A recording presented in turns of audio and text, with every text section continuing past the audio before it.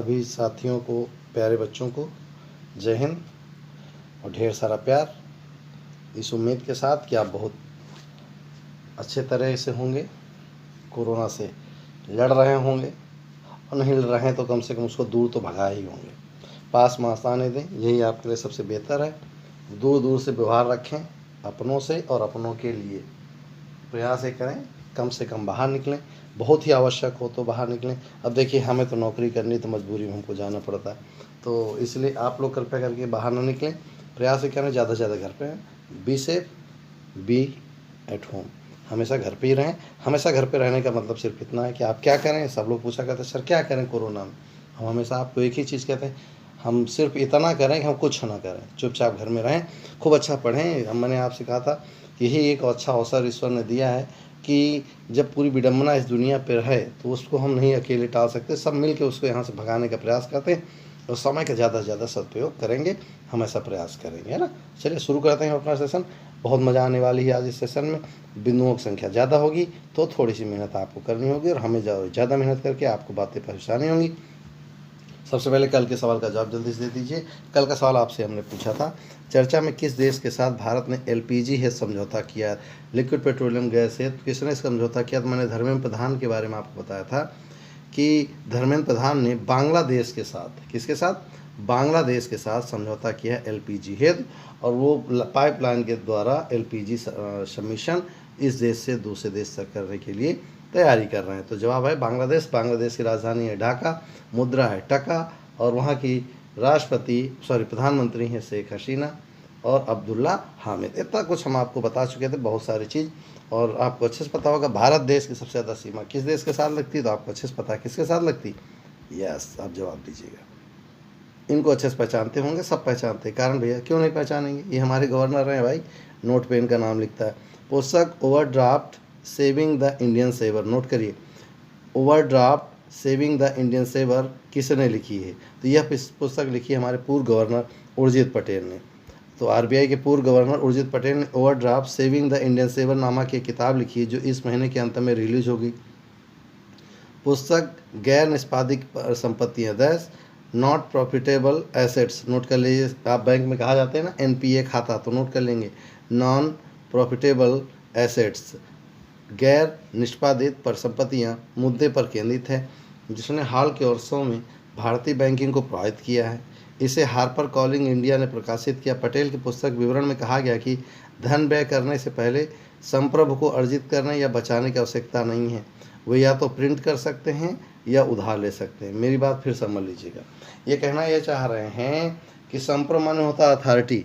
Authority आप हासिल कर लीजिए, पैसा छापिए या ना छापिए। मतलब समझिए, किसी मकान को अगर ख़रीदना है तो दो तरीके हो सकते हैं, या तो उसको भैया सीधा सीधा नगद पैसा दे दो, या तो फिर उसे शर्त दे दो कि भैया इतने में हम आपका लेंगे और इतनी अवधि बाद लेंगे। तो जो भी जो संप्रभु है, जो अथॉरिटी है, वो चाहे तो आपको घर दे सकती है, और आप निश्चित समय के बाद उसको पैसा लौटा देते हो, और इसी को आपकी साधारण भाषा में होम लोन कहा जा सकता है ना। बहुत मज़ा आएगा, इंटरेस्टिंग टॉपिक। इकॉनमी आने दीजिए, आपको इकॉनमी बहुत अच्छी हम पढ़ाएंगे। बस आप ईमानदारी से लगे रहिए, आप अपना काम करिए, हम ईमानदारी से अपना काम कर रहे हैं। ज़्यादा से ज़्यादा लोगों तक लाइव क्लास के लिए फोर्स क्या करिए, अपने मित्रों को, भाइयों को, छोटे जो मित्र हैं, छोटे मित्र जो अभी इंटर पास आउट हो रहे हैं, आर्मी एयरफोर्स के लिए दिन रात मेहनत कर रहे हैं, उनको कह देना भैया तैयार हो जाओ, बिना इसके पार होने वाला नहीं है ना। जिप ड्राइव नामक ऐप किस बैंक ने त्वरित ऋण हेतु प्रारंभ किया, तो एचडीएफसी बैंक ने शुरू किया है। एचडीएफसी बैंक ने 1000 शहरों में जिप ड्राइव नामक एक पहल के माध्यम से मौजूदा ग्राहकों को तत्काल कार ऋण यानी इंस्टेंट कार लोन प्रदान करता है। यह समाधान ग्राहक को पूर्व स्वीकृत ऋण की पेशकश, प्री अप्रूव्ड लोन ऑफर, यानी कि आप पहले अप्रूव करा लो कार, केवल आप कह दो कि हमें कार लेना है, वो लोन अप्रूव कर देंगे। जाइए कंपनी को अपनी चेक दे दीजिए और आपको कार मिल जाएगी। जैसे ही आप कार विड्रा लेंगे वहाँ से, वैसे ही आपकी ईएमआई प्रारंभ हो जाती है, बशर्ते कि आपके पास गवर्नमेंट जॉब फिलहाल होनी चाहिए। नेट बैंकिंग के माध्यम से या बैंक की फ़ोन बैंकिंग की टीम की सहायता से ऑटो लोन की सुविधा देता है। यह एक प्रौद्योगिकी सक्षम ऋण उत्पाद है जहां बैंकिंग सेवाएं आसानी से उपलब्ध।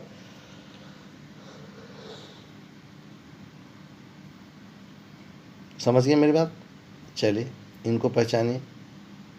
काफ़ी कमज़ोर हो गए, फिर भी हैं तो हमारे उपराष्ट्रपति और बहुत मेहनत करते हैं। आपको जरा जान के हैरानी होगी कि बंदा इकॉनमी बहुत जानता है लेकिन बना उपराष्ट्रपति है। तो चलिए मोबाइल ऐप ही लॉन्च कर लेते हैं। ये हैं एलिमेंट्स नहीं एलुमेंट्स। एलिमेंट्स नामक सोशल मीडिया प्लेटफॉर्म किसके द्वारा प्रारंभ किया गया? तो ये है एम वेंकैया नायडू, भारत के उपराष्ट्रपति। एम वेंकैया नायडू ने भारत का पहला social media super application Elyments launch किया गया। गुरुदेव श्री रविशंकर के तहत 1000 से अधिक आईआईटी पेशेवरों के साथ एक होम ग्रोन एप्लीकेशन प्रारंभ किया गया है। सही शब्दों में कहा जाए तो सोशल मीडिया का एक ऐप है जिससे नाम है एलाइमेंट्स, और इसके द्वारा भारत का पहला सोशल मीडिया सुपर ऐप है। यानी कि जो चाइना के ढेर सारे 59 ऐप थे उन जो निकाल के बाहर किए गए, तो भारत ने अपनी मुहिम शुरू की सोशल मीडिया में छाने की, और उसी में ये है एलाइमेंट्स जो आपका नया ऐप है। चाहे तो आप डाउनलोड करके इसको यूज कर सकते हैं, बेहतर होगा आप इंडियन चीज़ें ही यूज करें। अगला, मिशन वृक्षारोपण के तहत उत्तर प्रदेश सरकार ने कितने वृक्ष लगाने का लक्ष्य रखा? नोट कर लीजिए, हर परीक्षा का प्रश्न होगा। तो उत्तर प्रदेश सरकार ने 25 करोड़ वृक्ष लगाने का अनुमान लक्ष्य रखा है। कब? 5 जुलाई को। कितने? 25 करोड़। 5 जुलाई 25 करोड़, 5 पचे 25, 25 करोड़ 5 जुलाई को मिशन वृक्षारोपण 2020 शुरू किया।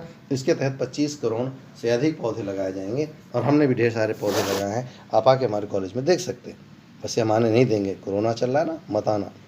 चलिए अगला शुरू करते हैं।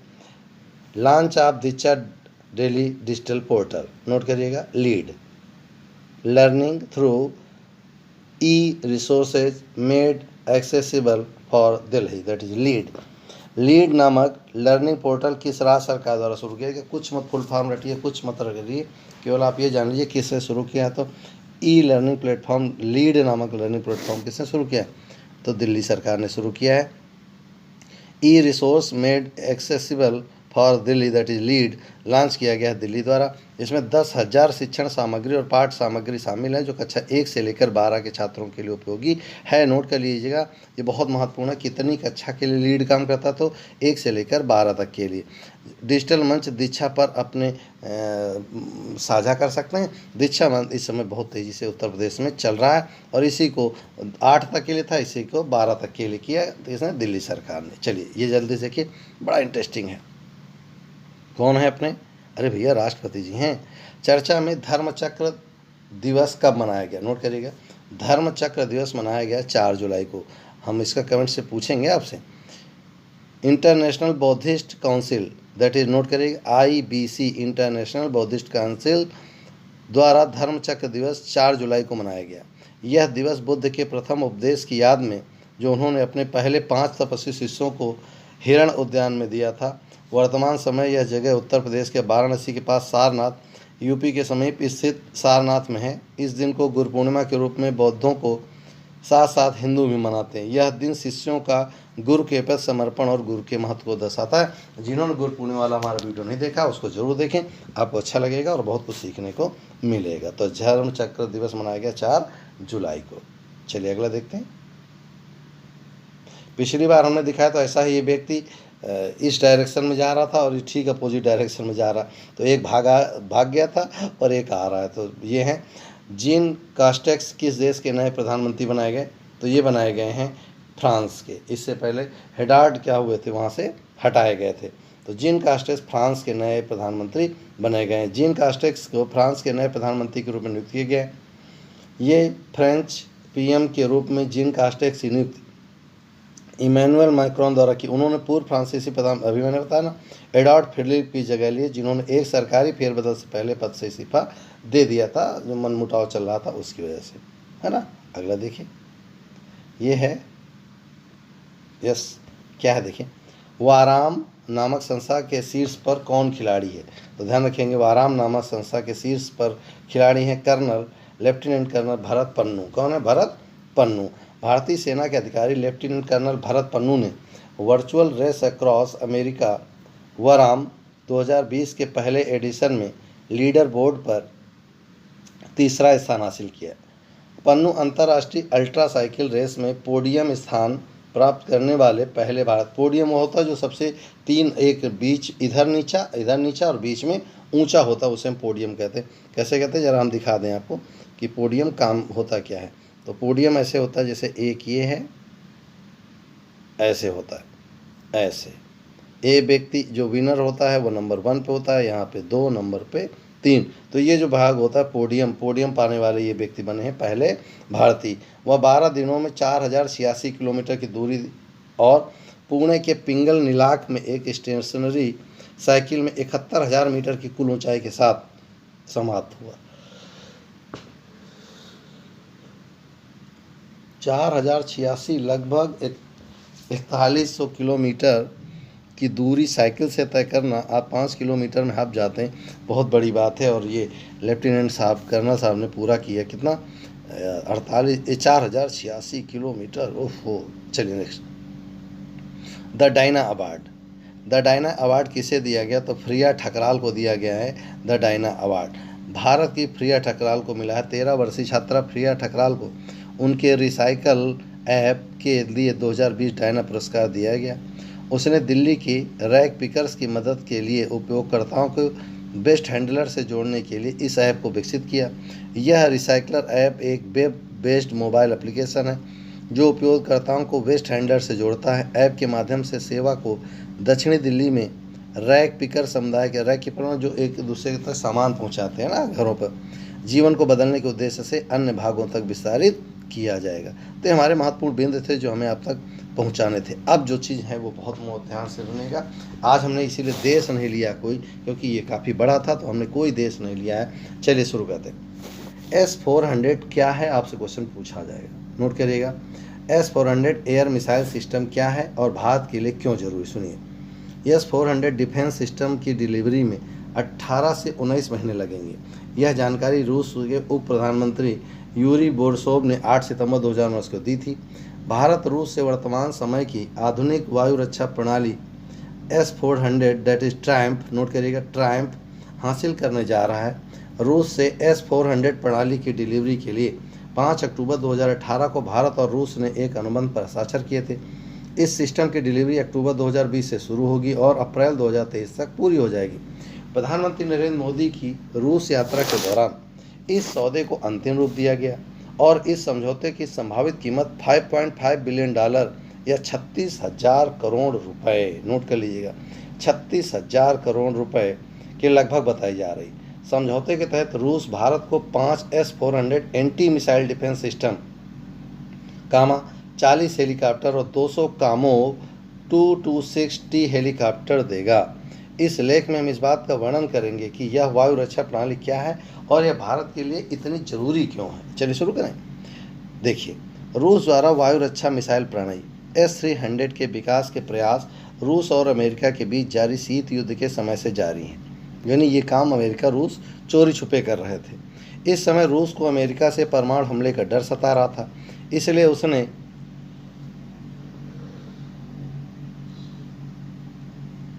S-300 वायु रक्षा मिसाइल प्रणाली को विकसित किया था। किसने? रूस ने, अमेरिका से डर कर।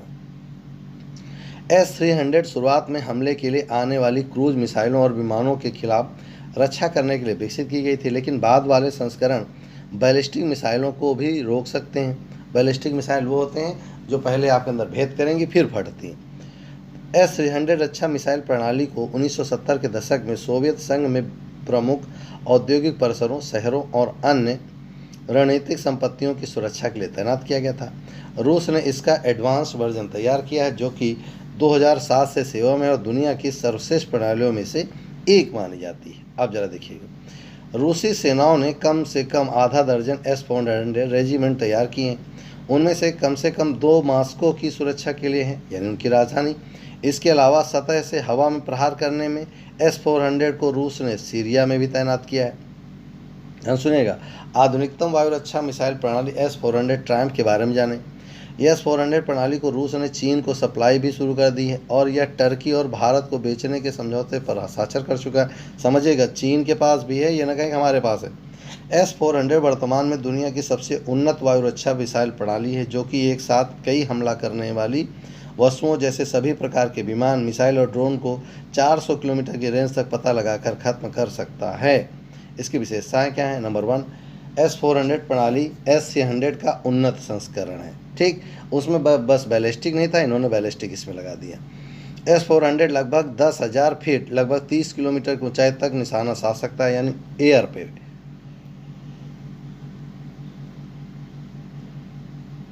इसकी तैनाती में केवल 5 से 10 मिनट का समय लगता है, यानी बहुत जल्दी लॉन्च किया जा सकता है। इसकी तैनाती केवल 5 से 10 मिनट का समय लगता है। यह डिफेंस सिस्टम एक साथ 36 मिसाइलों को मार गिराने में सक्षम है। सोचे, एक बार करेगा और 36 मिसाइलें निपट जाएंगी। इस प्रणाली में एक साथ 3 मिसाइलें दागी जा सकती हैं और इसके प्रत्येक चरण में 72 मिसाइलें शामिल हैं। अब अंदाज़ा लगाइए कितना खतरनाक है। S-400 को सतह से हवा मार करने वाला, दुनिया नोट कर लीजिएगा, पूछेगा कहाँ से कहाँ मार करता है, तो सतह से हवा में मार करने वाला दुनिया का सबसे सक्षम मिसाइल सिस्टम माना जाता है। यह सिस्टम इतनी उन्नत है कि 400 किलोमीटर की रेंज में आने वाली मिसाइलों एवं 5वीं पीढ़ी के लड़ाकू विमानों को नष्ट कर सकता है। इसमें अमेरिका के सबसे उन्नत फाइटर जेट F-35, F-16 और F-22 को भी गिराने की क्षमता है। लास्ट, S-400 प्रणाली से विमानों सहित क्रूज और बैलिस्टिक मिसाइलों तथा जमीनी लक्ष्यों को भी निशाना बनाया जा सकता है। अगला, मिसाइल सिस्टम की अधिकतम रफ्तार 4.8 किलोमीटर प्रति सेकेंड यानी लगभग 5 किलोमीटर प्रति सेकेंड तक है, जबकि इसके नवीनतम संस्करण में एक हाइपरसोनिक गति से हमला कर सकती है। अगले देखिए, S-400 मिसाइल भारत के लिए क्यों महत्वपूर्ण है। देखिए, जैसा कि ऊपर बताया गया कि चीन इस रक्षा प्रणाली को रूस से हासिल कर चुका है। भारत लगभग 4000 किलोमीटर लंबी भारत चीन सीमा पर अपनी वायु रक्षा प्रणाली को मजबूत करने के लिए लंबी दूरी की मिसाइल प्रणालियाँ खरीदना चाहता है। S-400 tramp anti missile system से भारत को एक ऐसा कवच मिल जाएगा जो किसी भी मिसाइल हमले को नाकाम कर सकता है। इस सिस्टम से भारत पर होने वाले परमाणु हमले का भी जवाब दिया जा सकेगा। अर्थात यह डिफेंस सिस्टम भारत के लिए चीन और पाकिस्तान की न्यूक्लियर सक्षम बैलिस्टिक मिसाइलों से कवच की तरह काम करेगा। यहाँ तक कि यह सिस्टम पाकिस्तान की सीमा में उड़ रहे विमानों को भी ट्रैक कर सकता है। यानी S-400 हमारे लिए बैलिस्टिक बहुत बढ़िया है ना। सतह से हवा में मार करने वाला, 4000 किलोमीटर तक दौड़ा के मार सकता है, लगभग 3600 मीटर यानी आपकी भाषा में कहें तो 4 किलोमीटर तक ऊपर मार कर सकता है। इतने सक्षम है S-400। आज के लिए अभ्यास का प्रश्न क्या, हाल ही में चर्चा में रहे अंतर्राष्ट्रीय सहकारिता दिवस कब मनाया गया। तो नोट करेंगे, अंतर्राष्ट्रीय सहकारिता दिवस 3 जुलाई, 4 जुलाई, 5 और 6 जुलाई, इनमें से आपको बताना है कब अंतर्राष्ट्रीय सहकारिता दिवस मनाया जाता है। उम्मीद है आज का सेशन आपके लिए हेल्पफुल होगा, आपके लिए अच्छा होगा और आप इसे तैयार भी कर लेंगे। मुझे पूर्ण विश्वास है आप इतनी मेहनत कर रहे हैं और हम आपकी मेहनत में अगर सहयोगी होते हैं तो ये हमारे लिए खुशी का बात हो सकता है। करंट क्लास में आज से आप सुबह 9 बजे करंट क्लास देख रहे होंगे। अब दोपहर में ध्यान रखिएगा 12:30 से 1:30 आशीष सर पढ़ाते हैं मैथमेटिक्स और रीजनिंग अल्टरनेट, और 1:40 से लेकर लगभग 3 बजे तक हम पढ़ाते हैं यानी GS वाला पोर्शन, और लास्ट वाला पोर्शन कल से शुरू होगा हिंदी का। लाइव क्लास जरूर देखिएगा, मिस मत करिएगा। ये क्लास होगी लगभग 2:40 से लेकर 3:15 या 3:30 के बीच, तो वो क्लास जरूर ज्वाइन करिएगा। जो लोग BED एंट्रेंस दे रहे हैं वो तो बहुत अच्छे से, बाकी जितनी भी परीक्षाओं में आप बैठेंगे सब में हिंदी आना, इसे ध्यान से हिंदी को पढ़ते रहिएगा। और सर पहली बार लाइव क्लास पढ़ा रहे हैं इसलिए हतोत्साहित मत करिएगा, उनको उत्साहवर्धन करे रहिएगा। ठीक, मिलते हैं नेक्स्ट वीडियो में नए उम्मीदों के साथ, नए जोश के साथ। फिलहाल जय हिंद।